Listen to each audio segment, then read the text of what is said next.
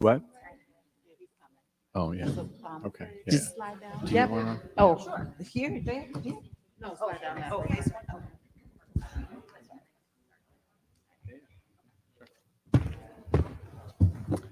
Okay.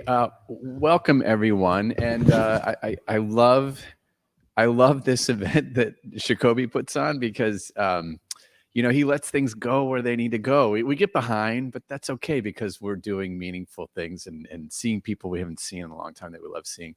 And so, we're going to get started here, but we're going to acknowledge that one panelist we're still waiting on to come in the room, and that's sort of the vibe here at the EJ Symposium, which is good. And just to orient everybody, this morning we had a part one workshop that is. Admittedly, we're still figuring things out, and that's kind of the Jacoby and I talked about under what is starting anew is this Charm Center at Hopkins, which I'm a part of, and Jacoby and I co-lead, are the academic co-leads of the community engagement core of this new Charmed Center focused on environmental health problems as identified by communities. One of the things is that you have to lean into the tough conversations with your peers, your academics. You have to track what's happening that you might think might not be going well and figure out ways to engage and come up with positive, workable ways forward. And that's just very common when academics are partnering with communities. So this morning was an attempt to sort of say what's going on behind why do communities reach academics, if not academics. Often they see companies hiring scientific experts in the form of consulting firms to do all kinds of analyses, which then when they show up to public meetings, there's 150-page reports that are technical and scientific and say, this is the evidence that we can do what we want to do. And then, and so when we partner with academics, unpacking, what is knowledge? Who creates knowledge? What is objective in science? And what are the things that drive that? And so it's a little bit the principles and theory. And then we give some examples of the community work in Baltimore.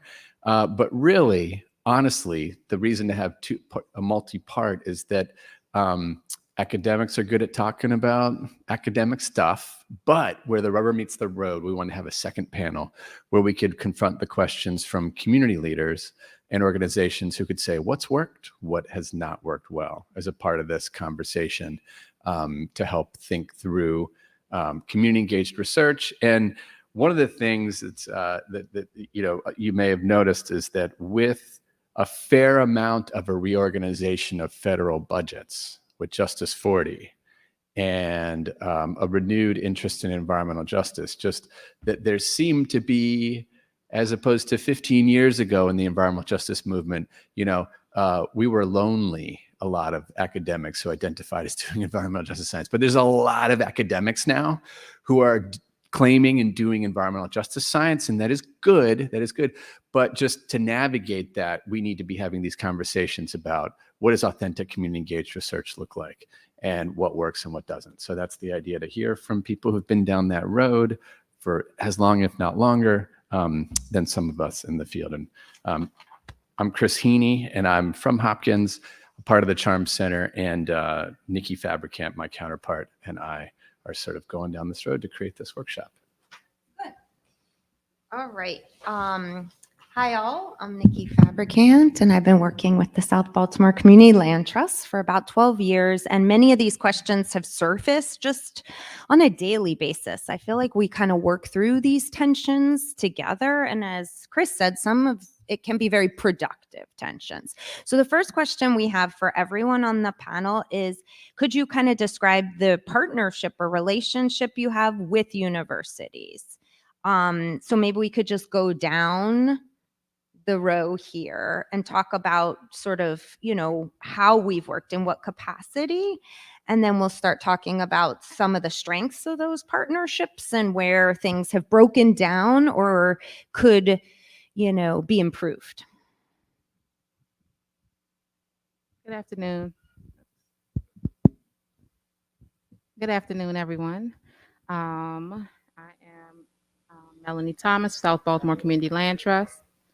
And one of the ways that we've worked with universities is, as Dr. Fabricant said, she's with Towson University. We've worked for 12 years now, as well as Dr. Heaney. And also another side is the City Lab through Hopkins has helped us with some of our housing work that we do. Why is it loud now when I'm talking? So we worked, of course, the same as Ms. Mel with Towson, with a collaboration for a class out of a high school, and many other facets. We work with Hopkins also with some summer youth. If you guys were just there, you heard some of the research that they have been doing. That is in partnership with Hopkins. And of course, with the Charm Center, we're continuously working with Dr. Wilson Jacoby and Chris also. And then I also got the pleasure of working last year to teach a course at Hopkins with another professor, Anon, which was really cool to see that collaboration like in communities, and then communities getting that benefit from the research that was done by the class. Good afternoon. My name is Valkyria Poole from CEF, Centro de Apoyo Familiar. And we do work in different partnership with universities. You heard the work with the youth, as Shashanda was mentioning. This is becoming part of like a family work at this point. We are working very closely together on the EJ issues with Johns Hopkins University of Maryland. I remember my first work that I did. I shouldn't say the first work, but one of the first projects that we put together was here at the University of Maryland with Dr. Wilson and also Dr.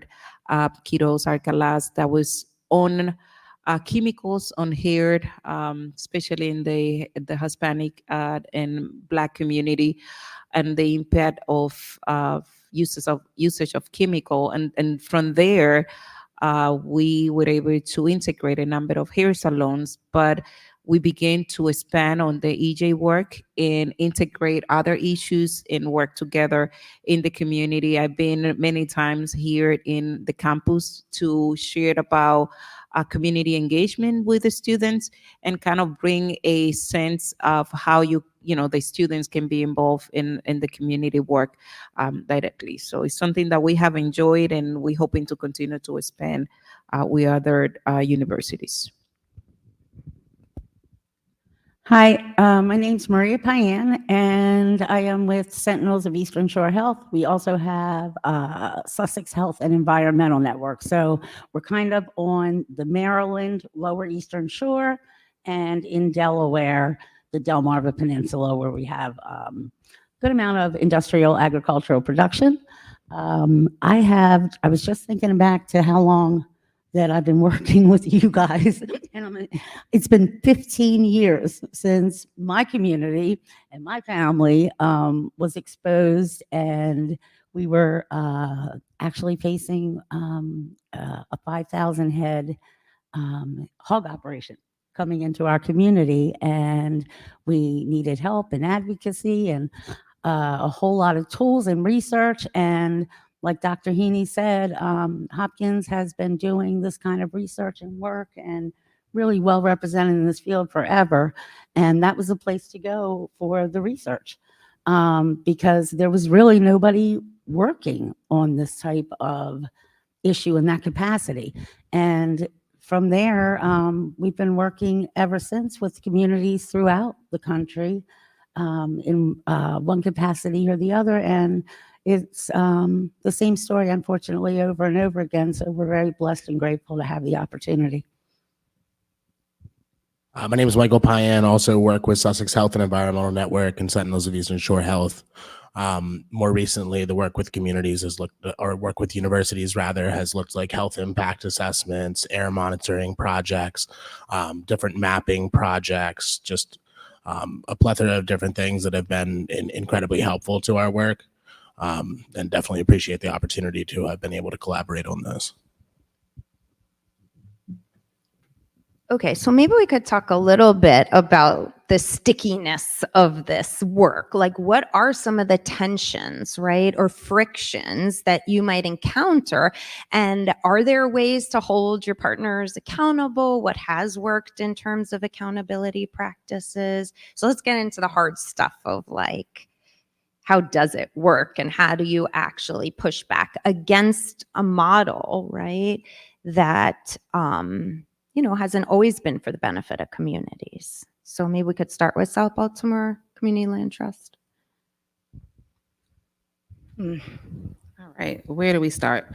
So I guess one of the ways, and when you're talking or exploring university partnerships, it's important to, one, have a clear understanding of intentions with the university partners that you're engaging with, and then also I think another big area is the ownership of the data that's being collected. So it's not just about, I mean, as Black and Latinos, we've been studied so much, and we need, these partnerships should be like co-authorships of materials and publications going out. One, because our lived experience is data itself. And there would not be any publication if we were not part of that process. So that's important, I think, and really key in when you're talking about university relationships and partnerships. So what does that mean? Clear MOUs and different things where they're legally binding, where the communities will not be preyed, PREY, upon any longer, but really given an opportunity to thrive and use their lived experience to get the resources, because the university partnerships, they bring and they have resources, right? And I think that's one of the key things, whereas some community groups, if they're just starting out, they may not be able to be eligible for some of those things. So that could look like joint grants that they're going after, where benefits, where the community is written in as being a beneficiary of some of the grant subsidy that's being awarded. And then also, when possible, too, offering stipends to people and members in the community that are being involved in these studies. It's important for us to be paid for our lived experience and our knowledge that we possess and we bring to the table. And I'll stop there and see if my colleague has more. Yeah, I guess I'll say partnership is a word that has been used very loosely. I think that when working with I know that when working with communities, it shouldn't feel like you're exploiting them. If community members feel as though they're being exploited, that means you're doing something wrong. I think coming in with the notion that you have the answer is the wrong way to come in. I think the best thing you can do is listen, come into a space, and realize that this is not like all the other research. This is like actual people lives that's at risk. So it will take time. It's not just something you can sign off on and be like done with this, or like I'm here to get this outcome and then I'm gonna publish it and I'm out. I think being upfront with communities, even around the timeline, how long you're staying, that's important for them to know. And then for them to know, what are you leaving? Ask yourself that question. What am I leaving with this community, right?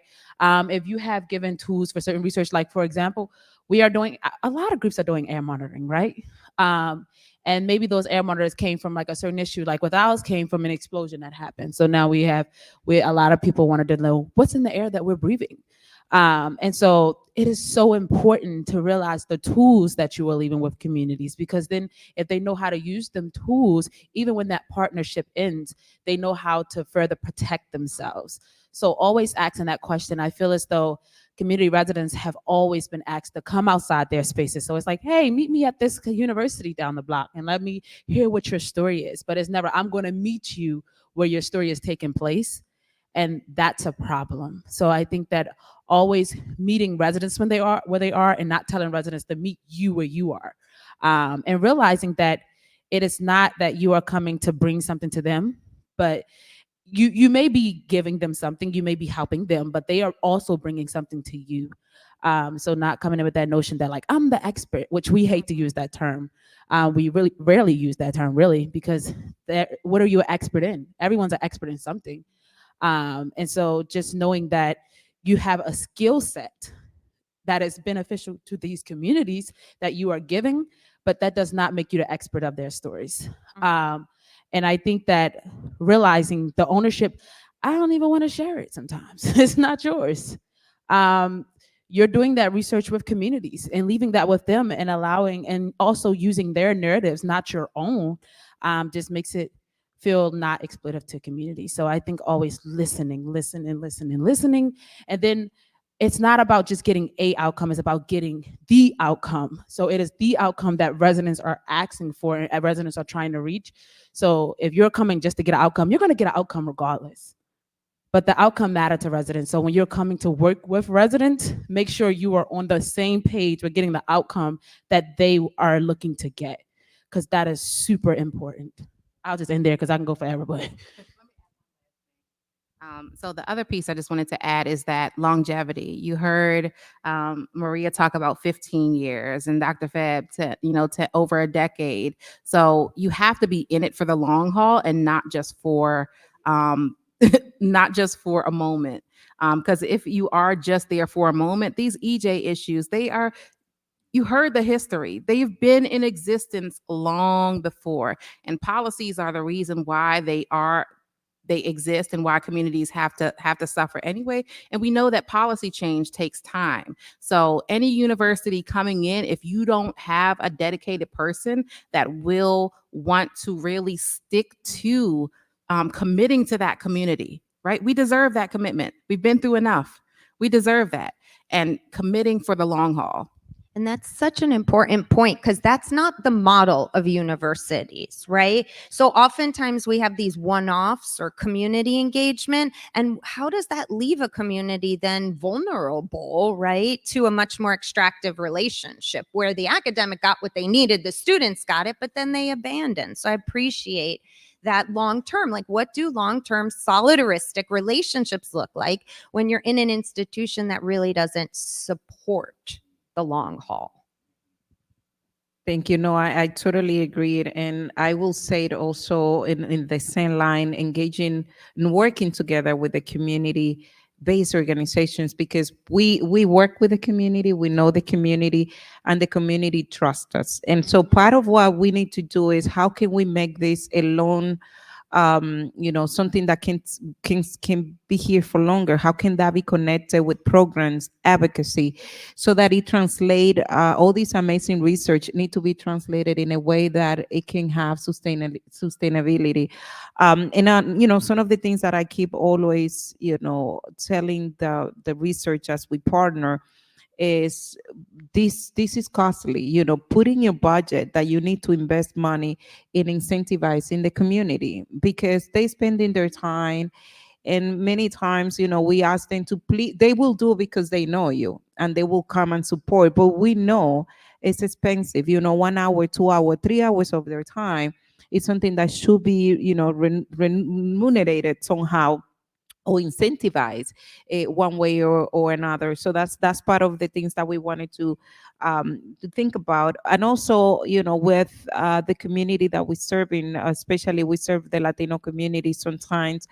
When we're talking about engaging the Latino community, it's not just translating a piece of document.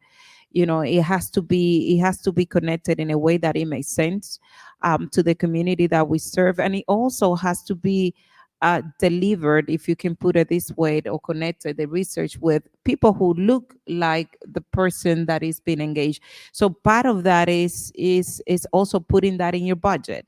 How can we hire community engagement people that can support with the program? How can we incentivize? How we can invest some money into not just the translation but the culture. There's more than just a piece of paper be translated, and also at the same time connected with something that can be going into the long run. How can we make sure that this is something that will be here 10, 20 years from now, and it's just not going to be a piece of paper a research that, yes, is great for the moment, but what is the motivation and the intention of that paper and research that's been created? Yeah, and I think I agree with all that. And trust is like such an important part of the relationship, as well as like the one thing I said, over that relationship building 15 years, I know that Dr. Heaney and his team are not going to come in and do extractive research. They're not going to come in, take what they need from the community, walk away, and leave the problem there with the community. And believe me, there are plenty of people out there like that. And I'm not just talking academia, I'm talking about media, I'm talking about big green groups. And you know what? When they call and they say, "Can you bring me in?" I say no. You know why? Because I know they're going to come in and do the same thing that they always do. Come take a picture at the table, put it in a newsletter, fundraise off it, and they're gone. And that is not helpful. Research is helpful. Partnership is helpful. Problem solving is helpful. And that is like the core of, I think, our relationship. And that is like so valuable. One of the things that is not working really, really well with all of the money that is being pushed out into the front line and the fence line communities and the environmental justice and a lot of the grants are the systems. The systems are very, very, poor Paul's been dealing with all of this. The systems, within university systems, no matter, what, or any of even like the federal type systems, the nonprofits, the SAMs, the unique identifier. When you're talking about communities on the ground, it's funny, through this process, I've seen why like all of the big groups get all the money, because it's structured to go that way. Yeah. Okay. So one of the things that's really important, and I have to say everybody has been working like tremendously hard on all of this, is to make sure that the money gets to the communities doing the work, because we are not these big green groups that have investments that we can hire people and take out of, my next month's mortgage payment to do work until checks come in. It's just not like that. But there has been a lot of effort to like restructure that system so that it is in line with the communities that need the resources, them getting to them in a timely way.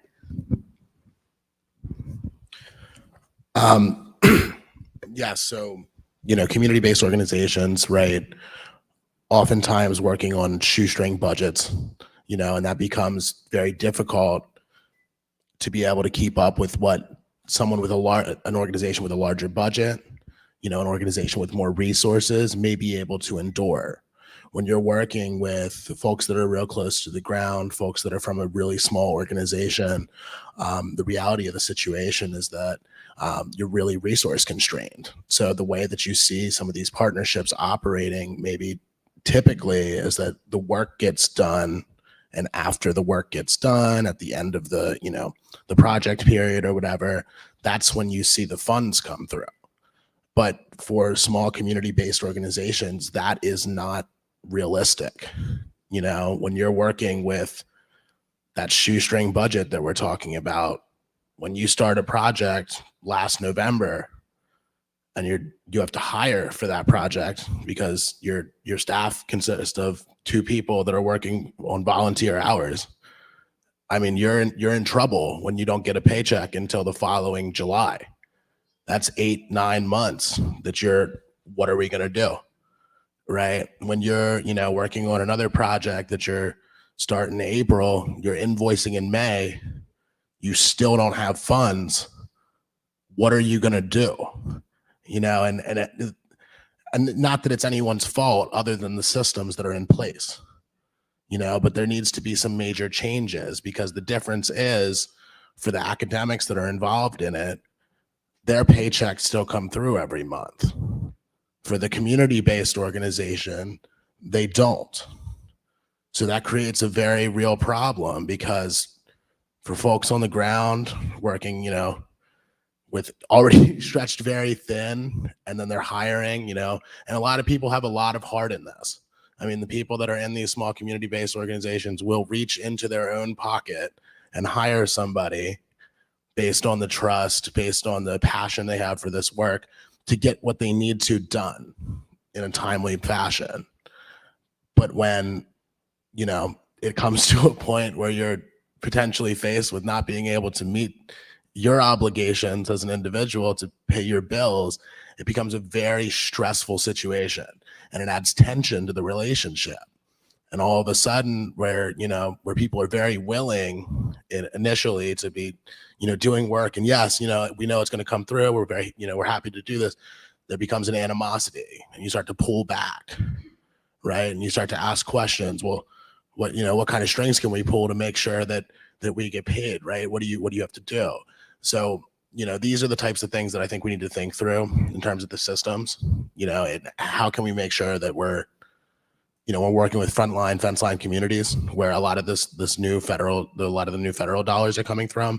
How can we make adjustments to these systems so that we're treating our partners equitably? That's a really great point. And I think over and over, we see how slow the university moves in terms of bureaucracy, right? And payment, equitable payment means it has to happen quickly and it has to get to communities, right?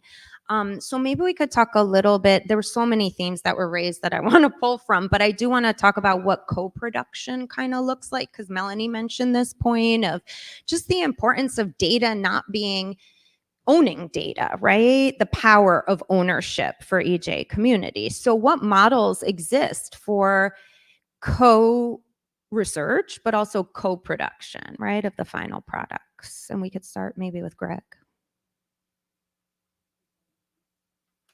Thanks, Shoshana. Thanks, Nikki. That's a really important question. That's the core of, I think, any partnership that is trying to meaningfully grapple with challenges that we've been facing for decades, that communities have continued to even have the ability to maintain a focus on a question even after it's been disregarded or not answered for such a long time.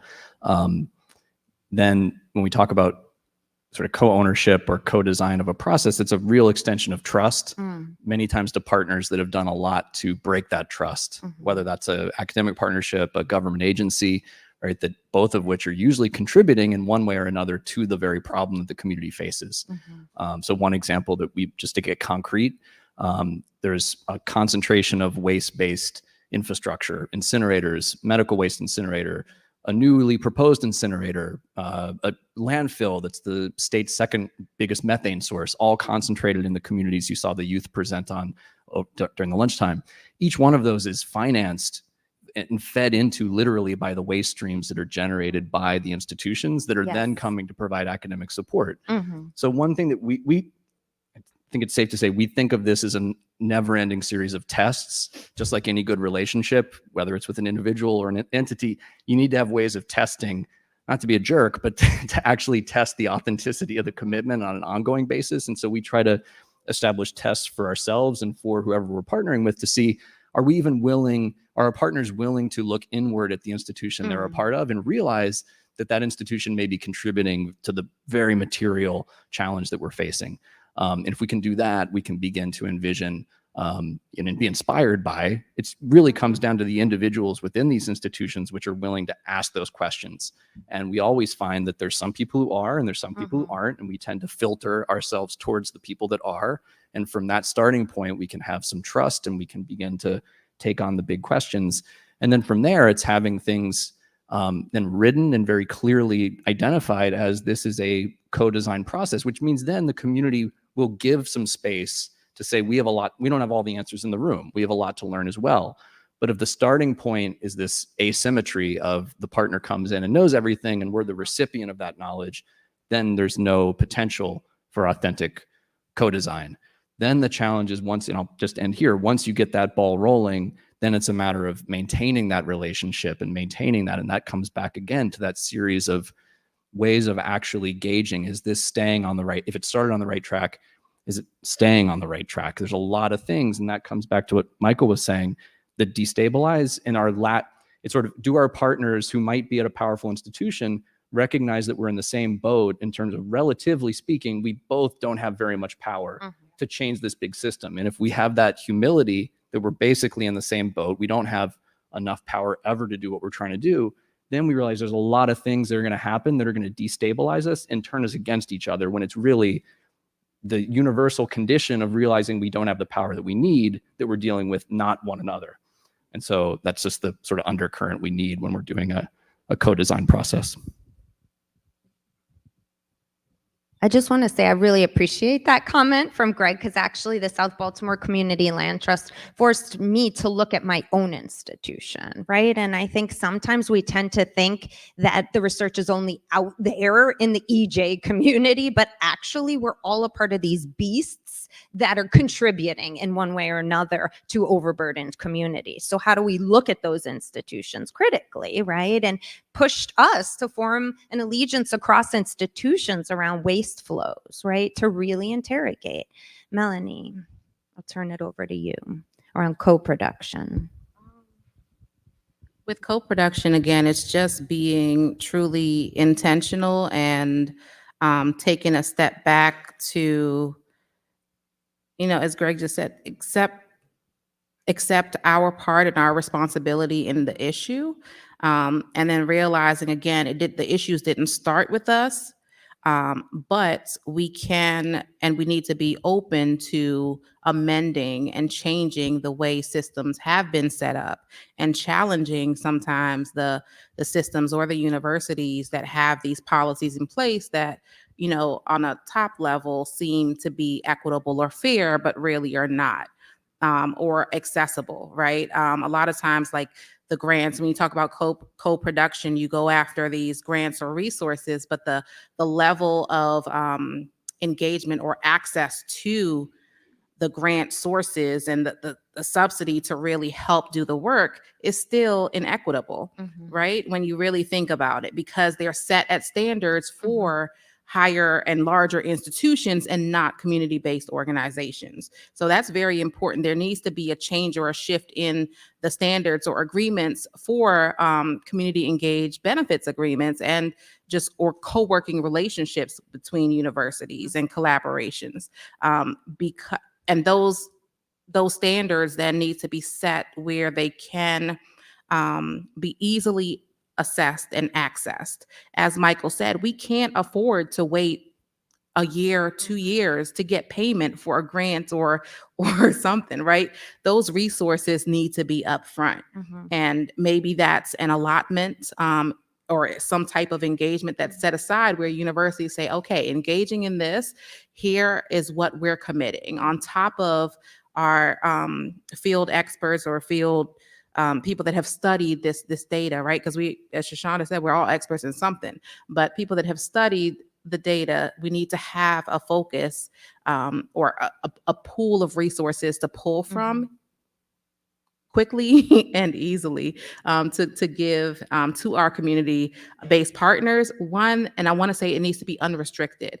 And I say unrestricted because there are always organizational needs that cannot be met typically through a lot of grants. Most grants are tied to specific outcomes and different things like that. So when you're talking with those agreements and co-collaboration MOUs, or however we phrase it, like, we need to make sure that the groups can get it and put it to where they need it most, whether that's stipends for the other people involved, to make sure they can keep and stay involved because they have bills to pay too. Yeah, just simple thoughts. Yeah, I agree with all that. And I also want to add that I think the risk, right? So when we think about risk, community is taking the risk every day. Their lives are being risked when they're dealing with all of these different polluted industries and what's happening in their community that's actually being studied. So I think what I would say is, like, challenging yourself, like in your, like, same thing when I was saying your own institution, how could you actually see the risk because you come on the ground, you see what people are constantly going through. How do you take that back to your institutions, right? And actually have changes going on in your institution. And I've seen this. I've seen this in one of my collaborations with Hopkins, actually, with a professor who went back against the university that said, like, you guys need to do better with your food waste because it's being burnt. Some of it is being shipped out, but some of it is still being burnt. So you have to do better, right? And that was calling the institution out. I see Nikki call the institution out multiple times. So I think that's a risk, and like some people aren't tenured, so like they can get fired. So I guess what is the risk, right? What is the risk because we are already doing the risk. We're doing the risk continuously. So I think academics just need to also be willing to have a little bit of that risk factor that communities are always constantly juggling. And I think that just makes the partnership stronger because it's like, not only are you in my face, like, oh, I agree with you. Yeah, I'm standing right beside you in solidarity. But when I'm not there, you're also standing in solidarity that you are actually still fighting for the same things that you said to my face that we are all in agreements on. I think that is super important to actually have a partnership, because in a partnership, if one of y'all lose, y'all both lost. It's like you can't win while one lose. Otherwise, that's not a partnership. You're my opponent. And so I think it's very important to actually have that as a standards when working with communities, that not only are they going to be putting at risk, but you're also going to be having that risk. I think allotment of money, because I've seen really good partnerships, but I think even when you are partnering with a really great person from a certain university, you have to realize they're still a part of that university sometimes. And so sometimes that university still want to use that stuff, like even just the partnership, they want to use it. They want to say, look, we're doing this great thing over here. We're doing this. But that great thing that you're partnering with over here doesn't distract us from the bad things that you're doing over there. And so I think that it's important to understand that, like, even when working with them, you still have to hold them accountable. Is the institution. You have to hold them accountable. And I think institutions have to also realize that if you're not actually dedicating funding to these things constantly and not just a one-off thing, then you're still extracting something from them. You're still doing that. So you have to build in new systems, new ways to actually work with universities. And I'm not talking about that, let me partner with this organization. You come to my class 2 times out of the year and then we work together. I'm not talking about that. I'm talking about really getting out there with residents on the ground, really getting out there. Not only you come and bring your students, right? These are the same students that's doing this research. How could they do research on something they're not actually coming to see?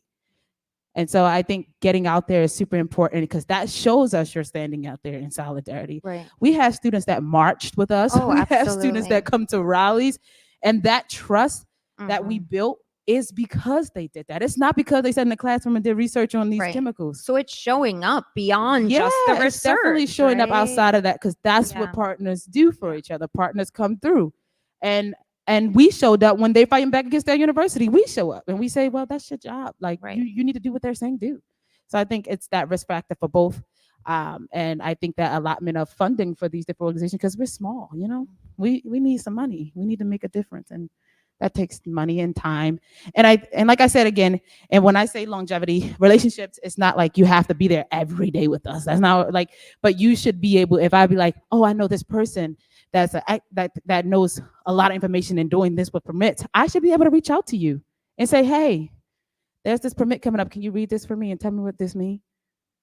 That's what that longevity is. I'm not telling you to dedicate every piece of time you have, because some people don't have that, but dedicate in that actual support that you have and show up where you can. Those are great. Thanks. So really good. And I totally agreed. And I think some other issues or way that we can start also improving our relationships and partnerships is to make sure that we are brought into the table whenever it comes to, making decisions at the university level and executives, because it's just feel that for some part, the community organizations are good and we need them, but for some other, we don't exist. And so that's something that it is very what's the word, it feels very uncomfortable for our community, because we go out there and tell our community, let's go and give 100%, but we don't see that happening the other way. So it should be a 2 ways, and making sure that as community partners and community engagement groups that we are invited, we are putting the menu in all the choices that are there, and even ask us to be part of that choices that will be put in the menu. Just ask us to be part of whatever it is that is happening. And that doesn't happen to, I know some institutions do better than other, but unfortunately, it feels in these counties where we are in Baltimore, Prince George's County, that are communities that are very impactful with the environmental justice. We don't see ourselves many often invited to be part of the solutions with the executives of the universities. We just been invited to be part of something, some part, and we don't have all the solutions, but I think we feel that together we can come up with a better strategy, and at least we're going to be felt appreciated at the end of the day. That should be a win. It should be a two ways. It shouldn't be just one way when it comes to partnership. I'm going to go back. I agree with all that. And going back to Shoshana, what she was saying, like, we have each other's backs and there's a respect there. When Dr. Heaney, remember when you guys first came down to do the charm thing and you were like so blown away when Michael and I walked in the room, you were like, you came all the way down. And I was like, this is so big. Cold for Christmas, right? We were all standing there and You solid. were absolutely there. Right. You know what I'm saying? Like, we understand how, I don't want to say this in a way that sounds derogatory, but how emotionally draining and what we are standing with communities and fighting for. Most of it because we either lived it, went through it, or dealt with communities that are doing, as Dr. Wing's work, for years. So it is, David and Goliath is not an easy battle on any day of the year. And without the partnerships and lifting each other up and standing together, we were talking yesterday, how do you beat money and power, right? With money and power. And when we're talking about money and power, we're talking about building out movements, building credible research, tools in the toolbox. And I think that's a big part of it, is trust and respect, In navigating some of the issues that we're talking about here, I think there's some things that don't obviously come to the surface, right? And, we are super appreciative of all of the involvement that we have from our, the universities that are choosing to partner with us. And that makes our fight far easier because, we have credible resources behind us, and that means the world, first of all. But, I think that there is a power dynamic that you need to consider, right? And although we may have some things that we may want to change, we're just a small CBO. We don't want to rock, we don't want to rock the boat, right? You don't want to, be so difficult that you cause your partner that's benefiting your cause to walk away from you, right? So you have to walk that line in a very fine way. And I think the same thing goes for the academic partners that you're working with, is that they're part of, like you guys said, you refer to the beast, right? They're working for a very large organization that, we've all been involved in some kind of bureaucracy in our lives. It moves slowly. There are issues, they probably don't want to rock the boat within their organization either, too hard, right? And become the thorn in their organization that is, constantly causing an issue in the research that they're doing and trying to change systems. And I mean, I can see how that could become burdensome on an organization.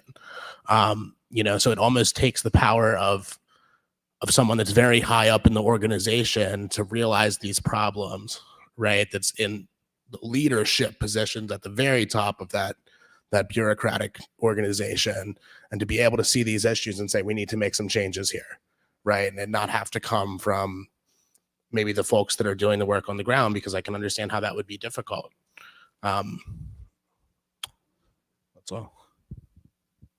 I just wanted to land the plane. Shoshana and I both referred to this example of the institutions and the food waste and it being burned in South Baltimore. There is one thing we need to do more of sometimes, is when we make breakthroughs in the David and Goliath ongoing struggle, is to recognize and amplify them. And that's something everyone in the room can do, but you have to know what the story is if you want to tell the story, and you have to know the real story, not just what you might see in the media. So you're going to be hearing if you haven't already heard, $4 million in infrastructure money from the EPA is going to Baltimore City to develop compost infrastructure. the first ever compost facility that the city's had at a scale that can deal with Hopkins and Towson and UMBC's food waste. That's because folks like Rachel in the back, who was at Hopkins, stood up. Now, I'm not saying you can stand up if you want to. They did stand up, and they continue to stand up to say we have to end this injustice and align the resources of Hopkins so that their budget is consistent with the priorities that the community is putting forward. And so the money's coming because we got the institutions to commit it to help finance a new facility. And that emboldened Baltimore City to say, well, maybe this isn't, unfortunately, they didn't listen to the community. They listened to Hopkins and their pocketbooks. But be that as may, that's strategy. And so we got that to happen, but it's not over. The challenge now is to make sure that the new development isn't pushed into a neighborhood without a co-equal development process like we're describing. So the battle never ends. That's what we mean by the ongoing tests. But what we got them, knowing that, what we got them to do in addition to saying, we'll send the food waste tonnage, is we will only send it to a facility that meets community and labor standards that are articulated by the community. So we built in leverage, but if we all don't know that, that leverage slips through our fingers. And so we all need to know that this EPA money is only meaningful if it hits the ground in the right places, but then also it's aligned with a process. That's a lot more complicated. It's a lot harder to do, but it starts with us all knowing that that's the deal, and we have to stick by it and defend the wins when we achieve them. Maybe even celebrate the wins, because I feel like we don't celebrate enough, right? It's a lot of daily struggles and losses, and when it does scale up, we do have to pause for a second.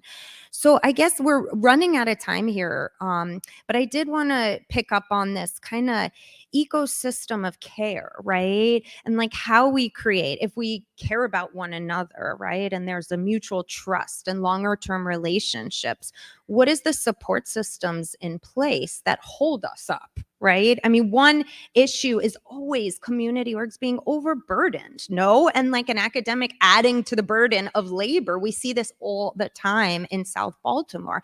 And so how do academics and their partnerships really think about that care, right? That's so essential to the work we do. Maybe we'll start with Shoshanda on this one and then move. Okay.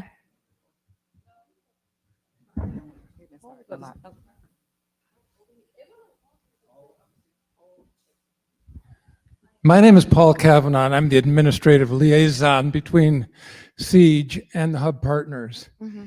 And I'm always amazed at how generous they are in talking about the deficiencies of our relationship and how much they've put up with. Because we talk about the match, that's $2 million. We've given out $60,000.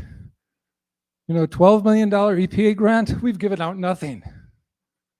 You know, it's very likely that the National Wildlife Foundation and the University of Maryland will receive $50 million to give out. We have no idea how we're going to do that. Mm-hmm. Because the university does not exactly. the university Right. does not respect community-based organizations. Push back. It is so difficult for me to look at you and Shoshanda and Greg in the eyes, because I know what we've put you through, Mm-hmm. the meetings we require you to attend, But you can change paperwork, it. the unbelievable paperwork that we require you to fill out to fulfill some sort of administrative whatever. And to summarize, I think you should all get together, write a letter, and send it to the university and said, you know, you wouldn't get $12 million from the EPA if it wasn't for us. You wouldn't get $50 million from the EPA if it wasn't from us. Right, You absolutely. wouldn't get $2 million from the Robert Wood Johnson Foundation if it wasn't for us. You know, I mean, we're talking about environmental justice. We're talking about economic justice. Mm-hmm. Exactly. Thank you so much. I can't help myself. What I want to know is from the institutional partners is we understand, I'm saying we because I've worked with Maria and Michael, and we understand that you hit resistance on these issues. So what Paul just said is write a letter, but I think we need to do more than that. And what I want to know is how to navigate that system so we're going straight to the issue and addressing it instead of writing letters and reaching out to people who may never even respond. Like, what's the road? And I think that you guys can tell us better than we can do on our own. I think this we are Paul. Thank you, and thank you so much for your comment. But again, I have just to add into this. As groups, we need to organize. That's how we make things happen out there. And what we're saying, we need to start organizing ourselves to go and fight for a justice that needs to be addressed, because it's not. Paul just said it. When I said that we're like families, because we see each other like what, 3-4 times a week.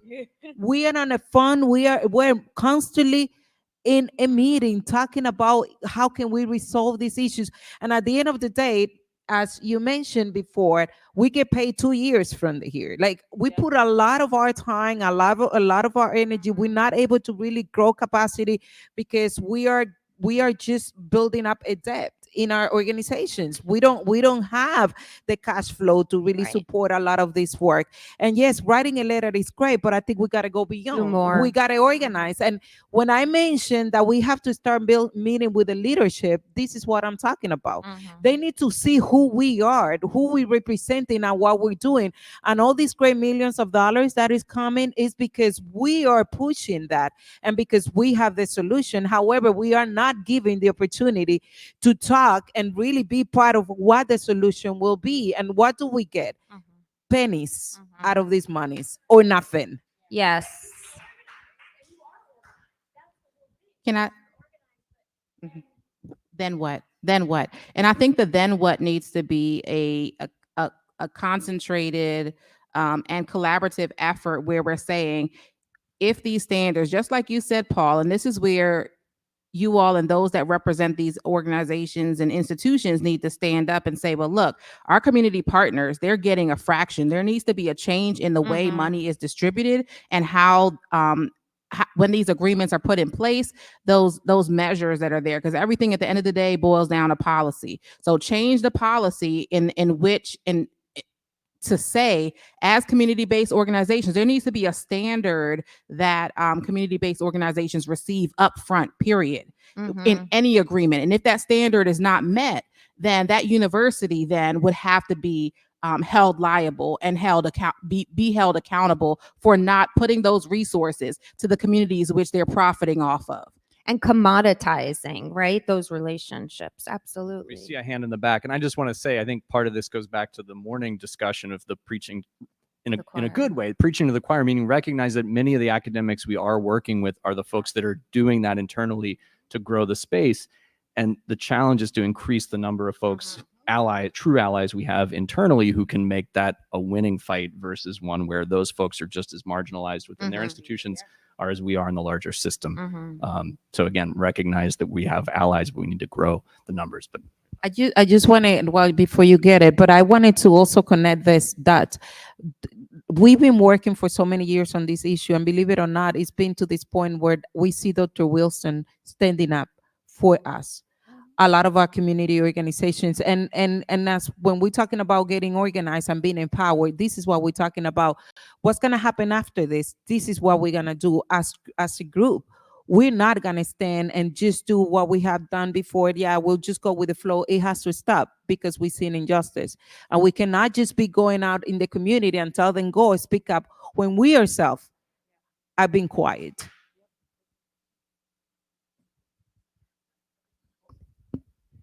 So does this work? I don't. Oh, I gotta get it closer.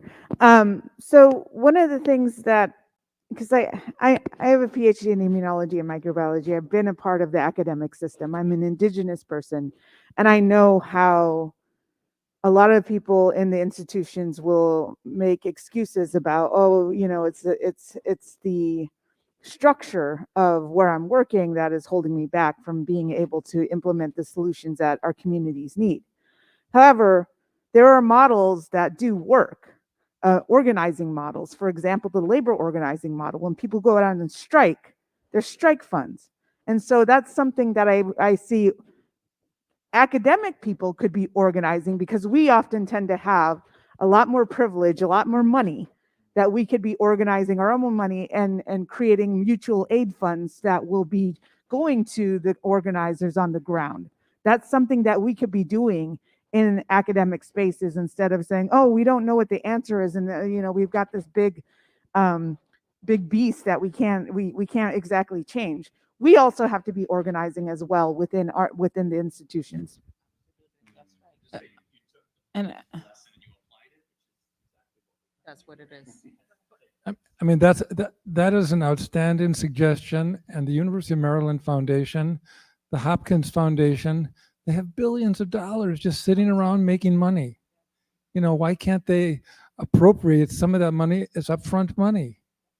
I mean, the university, and I know that Dr. Wilson suffers because of the institutional obstacles that he faces. And that we're doing everything we can, but it's not working. Yeah, and I think what I wanted to add to the point is that I think, to go back to what Wakir was saying around like it just being business as usual. Like even when we got involved in these different things with all this paperwork and things like that, the type of paperwork that we have isn't meant, that universities are using for us, is not meant for nonprofits. So they're just trying to stretch it to nonprofits. And that's just not how it works, especially when you're dealing with people that's dealing with vulnerable people on the ground. You can't expect them to be in all these meetings, deliver all this paperwork, and then also turn around the next day and deliver a report around if you actually did it or not. It's just, it's too much. It's too much. And then at the same time, not giving them money to build capacity up front. Like you can't, how are you expecting them to even start this work when you didn't pay them to start? If I start a job right now, they're going to pay me. It does not make sense that you want them to do the work and then get paid. That's just not how life works. And even just thinking about being reimbursed, you can't even expect these orgs to be reimbursed because they don't got the money to begin with. And so it's like you don't have that capacity there. And I think what it takes is like, even when we are applying, when they get that big grant, whatever, and that goes to the universities that they then send down to these whatever groups they're working with, and then they do it in these little segments, like apply for first you have to put an invoice in for this 10,000, then we'll give you the next 10,000, then we give you the next 10,000. We should say no. We should send an invoice for the whole amount and call it a day. Because at the end of the day, that even takes more time and muscle memory to remember to keep sending an invoice in over and over and over. When you already know the amount that's dedicated for this project, just give it to the group. Give it to the group and let them do the project. It just takes too much time. And I think universities just have to have a new system. It's not correcting the system they have. It's building an actual system and to work with community partners that actually works. That's what we call co-building it together, because then you know what community partners need from that type of relationship, rather than telling us what we need as if you're just giving us, like you're giving us all the money when that's not happening. And I think what needs to happen is that strike against university that said, we're not going to partner with you. We're not going to partner with you until you agree to these different things. And then you have a list of demands that you do not partner with that university until they figure out how to actually work with community partners. And to just to add that to that and to the question, that the comment that you made is great. But now what? We don't have the money, the time, the capacity to now start building up and organizing for the group. We got to go and face reality out there. We have an outcome, we have an impact, we have we have a program to continue, we have a community that is waiting for us. We struggling because we got to put so many hats in our so many times, because we don't have it. Second thing, we don't have a lot of these jobs, they're not sustainable. We don't know if you cannot hire somebody for 1 year and then let them go next year, because you don't even know where the money is gonna come from.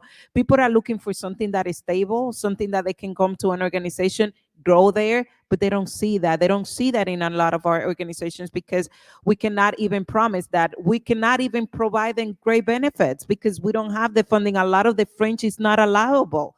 They don't even allow us to put a lot of money for, if more than the 10% for the administration. Who's going to do our finances? Who are going to do our books? Who are going to help us with the rent? So all of those is some things that we need to start fighting, but who's going to help us? And I hope that given the university, in different universities, they do have funding, as Paul was saying, to build capacity. It's not just to come and do a training, because that's not enough. We don't have time to be more trainings.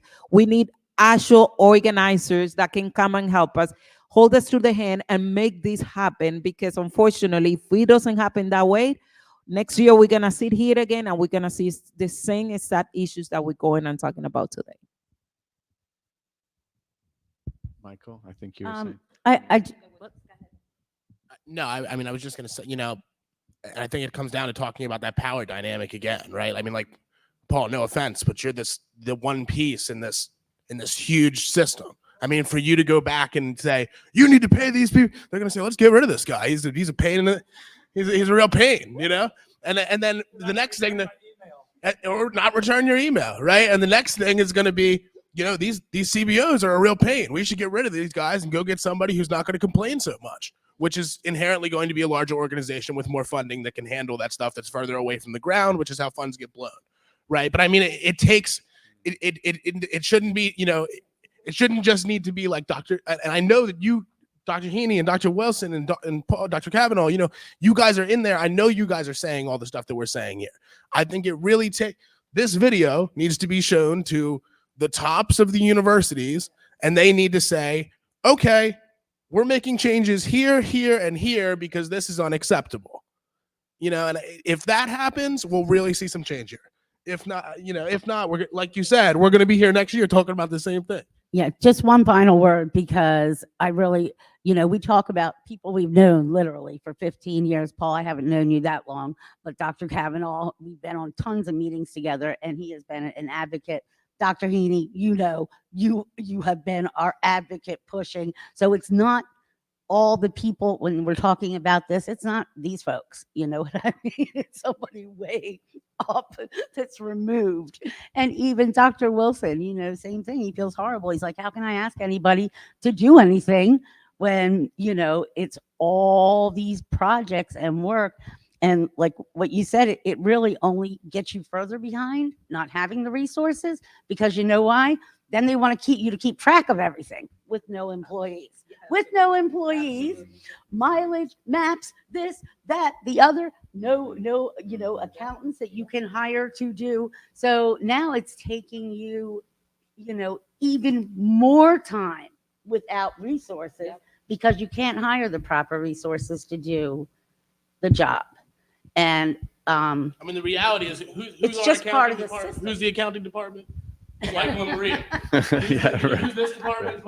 Yeah. And Nikki, I think is gone, but she say, how can we take care of each other? Because this is very stressful. This is a very stressful job, to the point that, we all working 10, 12 hours a day.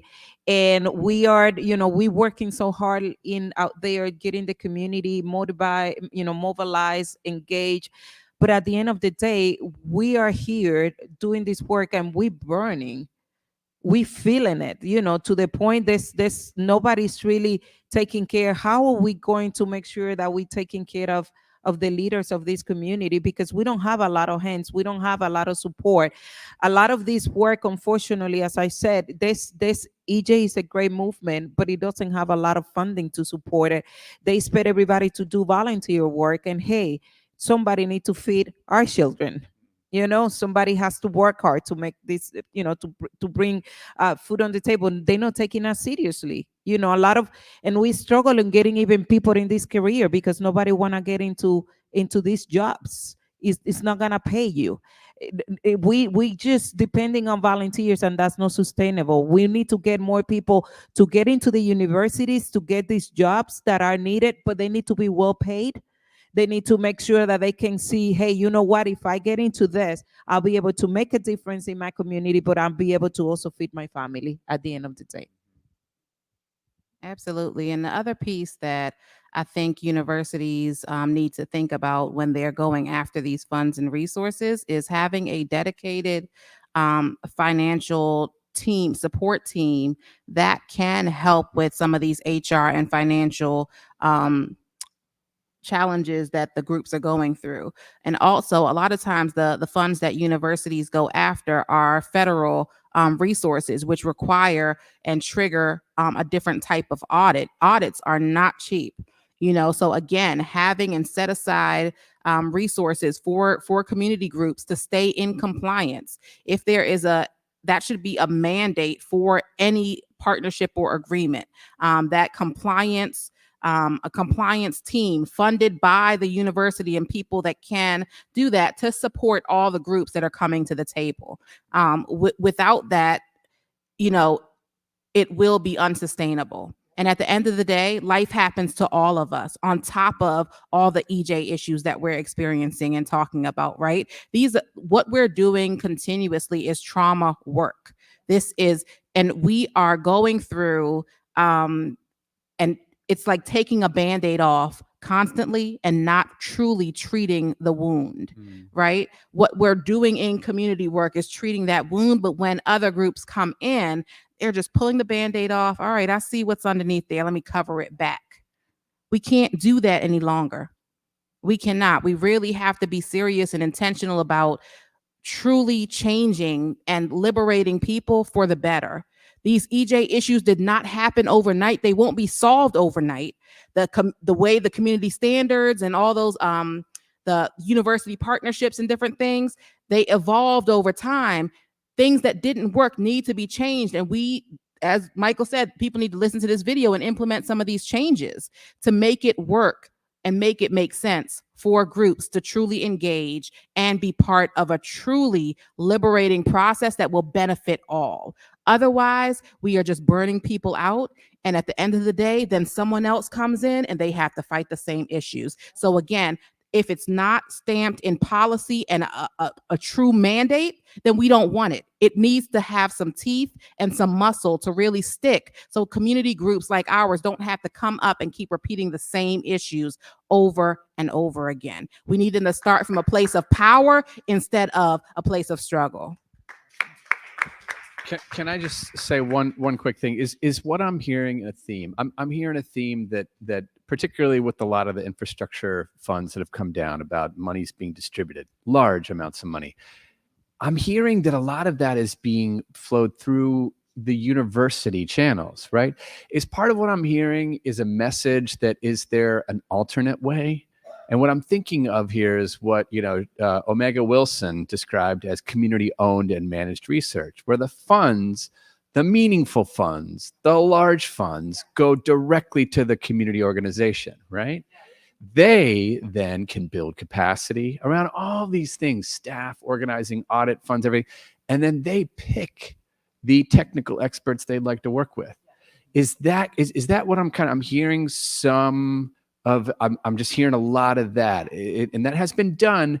But to my knowledge, EPA has embraced it with the Collaborative Problem Solving Partnerships Project, their environmental justice small grants, and it's grown. But how much, from your perspective, has that model carried into this era of the Infrastructure Funding Act? As far as I know, we've not seen that direct. We've not seen the community, being the head on those proposals of that size and them distributing. I mean, think of the benefits to that, right? I mean, Sokobi, Dr. Wilson was talking about that the other day. Putting things through universities, you're talking about 50-60% overhead, right? How much more of that money could go to the work on the ground if it were given to the community and they selected the technical partners, the technical experts? Yeah. I'm a HOA in Delaware, and we've been fortunate enough to be embraced by a community organization. We don't have the resources to even, in quotes, fight City Hall. And when I first came in here, I thought you were talking about like organizations just trying to survive. Now you're talking about organizations who have access to have resources not being able to get it. And it's very parallel. So you, like Maria, is helping us fight environmental justice. And I have a job and my husband is retired and Carol has a job and her boss just called her and said, why aren't you at the shop? So it's sort of like we do have lives and we do have commitments. And I don't really think it's fair, especially for the organizations that help us literally on the ground, to have volunteers and not have a structure It's not appropriate because we look to you, and then you're sort of like us, trying to figure out who's going to answer this, and do you know anything about money, and did the email go through? And it doesn't really trickle down at all. I'm not surprised and probably a little dismayed that you could have been talking about us in our little HOA. Maria, who does accounting? Me and my son. Who does correspondence? Me and my son. And you're very important to us literal grassroots who are like, has sewage floating every day with us. So it's parallel. And universities, because I'm a physician, and you should know better. You really should.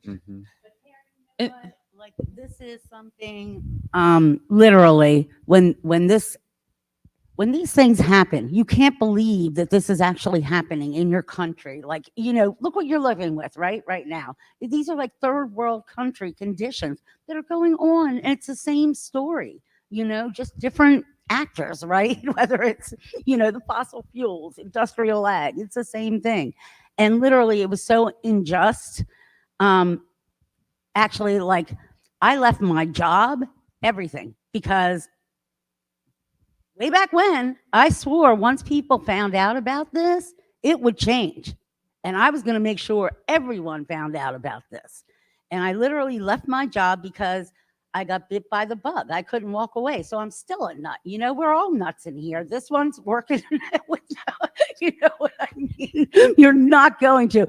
But because I left my job because they were not fulfilling the mission of the communities that I work with.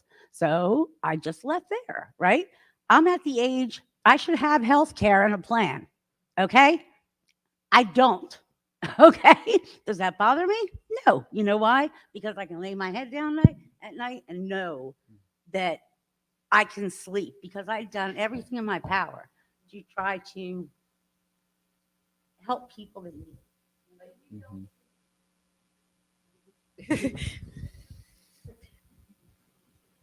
And with and this, you can come up and one of the things that I was talking to Maria earlier, that even as you see our children now being part of this movement, and she was just we were sharing how sometimes you drag your kids to a lot of these events, this meeting, they learn, you think they're not paying attention, but they are, and they're trying their best to then create, because they see us struggling. I also gave up my job. I was working in DC, very nice, but you know what, I cannot be pretending to do something out there to serve community when my community is really being hurt. So sometimes when you committed to your community, you will do whatever you got to do, and you will do, and then you see a legacy of your kids following you, and as you mentioned, we don't want to we don't want them to take in a take over in a way that is not being built up. And I have to say this, unfortunately, but we see that it's not, there's other agencies that are doing environmental justice, but they're not led by minority, and you will see a huge difference in their budget. You won't see that they're struggling with what we are. Mm-mm. It's completely different. Sometimes I've been asked to sit on those boards because of my skin color, my last name, or what I am, whatever that is. But then you will see their budget and you say, how come they're not struggling like I am? To get where we are, we have to work so hard, so hard. And then at the end of the day, the answer is, you know why? Because this is what is happening, the leadership. And we have to deal with this every day. Unfortunately, we think that it's not real, it's not happening, but it is. And we are the one out there working with the community. We mobilize over 15,000 family, over 75 churches here in the Prince George's County, over 400 in the Washington Metro.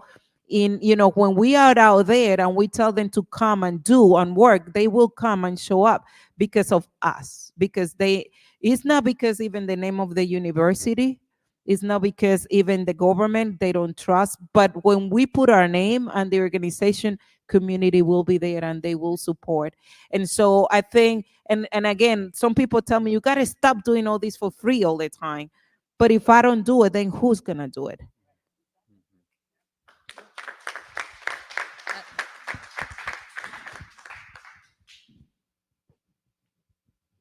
So I've not only been a scientist, but I've also been a paid organizer.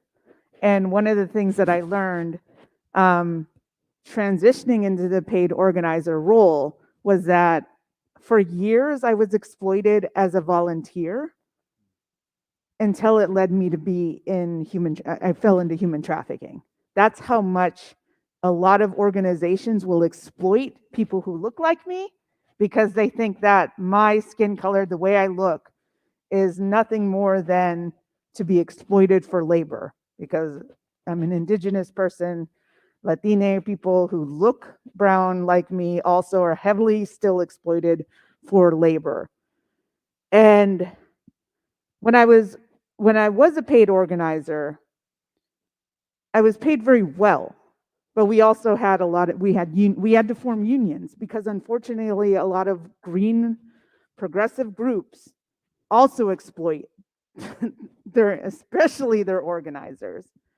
And so we also have to get beyond this model of thinking as organizing as something that should be exploited labor. It is a skill because I have both expertise as a scientist, but I also have expertise as an organizer. And I've seen projects in various progressive spaces just fail because they will transition into a volunteer model thinking that, oh, we're just going to have people do it for the good of their hearts. And then it just gets all of that hard work gets squandered.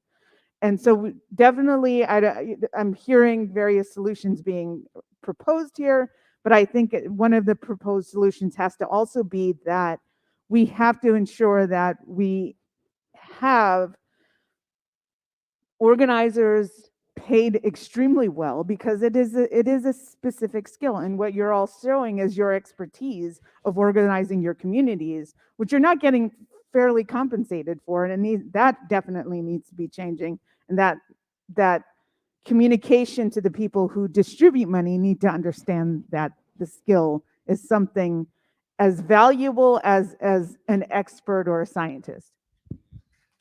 Yeah, and I think they're asking us to wrap up, right? I think they're asking us to wrap. But I think I was just gonna add to that. I think that was beautifully said. I think that when it comes to this work, it is important to recognize what you are bringing to the table, even to these. I think to go back to something Wakiri was saying around like what you are bringing to community residents, and without that, these universities, they can't actually be credited for those things. They can't be credited for anything, right? So it's not like we're working with community unless you are bringing it. And like I think you can also see in their budget what they give an organizer when they show up for their little stipend, and what they give what they call a consultant, right? Those are two different budget items, and those hold two different weight levels.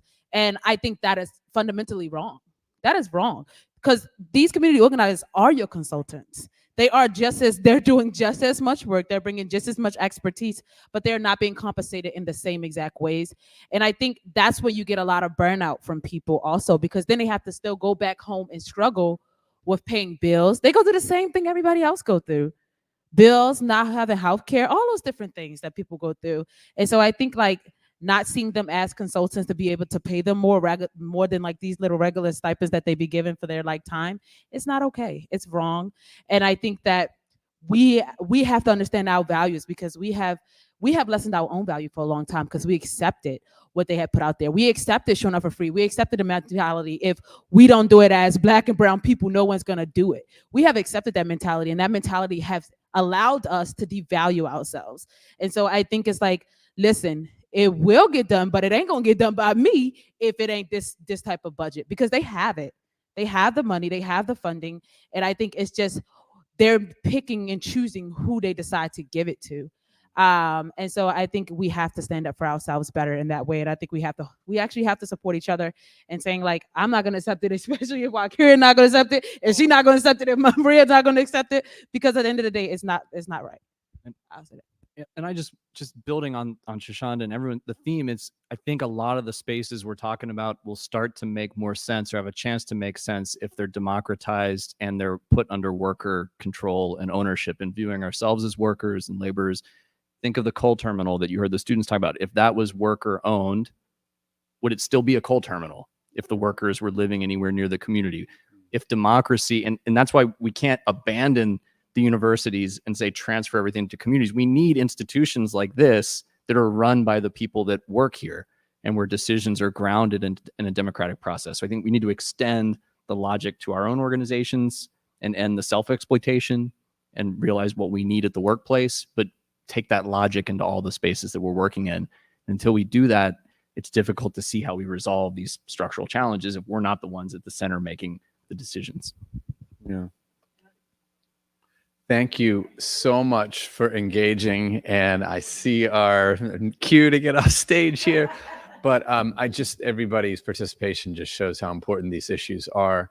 And, you know, I think that the way that Dr. Wilson and the symposium here have done it to make these available online, I think this is, as many of the panelists said, is going to be a very valuable thing for people who are not in this room to be hearing and to be reflecting upon in meaningful ways that could change things. So that's something I think we hope to do with this through a charmed workshop to hear from the community leaders. And I think, honestly, we're scratching the surface today. We haven't really gone into the real, like, how could we do this? How could we change and build something that looks different? So that's what I think we want to move towards. Maybe we don't pledge to come back and talk the same things, but hopefully by next year, we're talking about a system that could work, okay? So thanks everyone very much.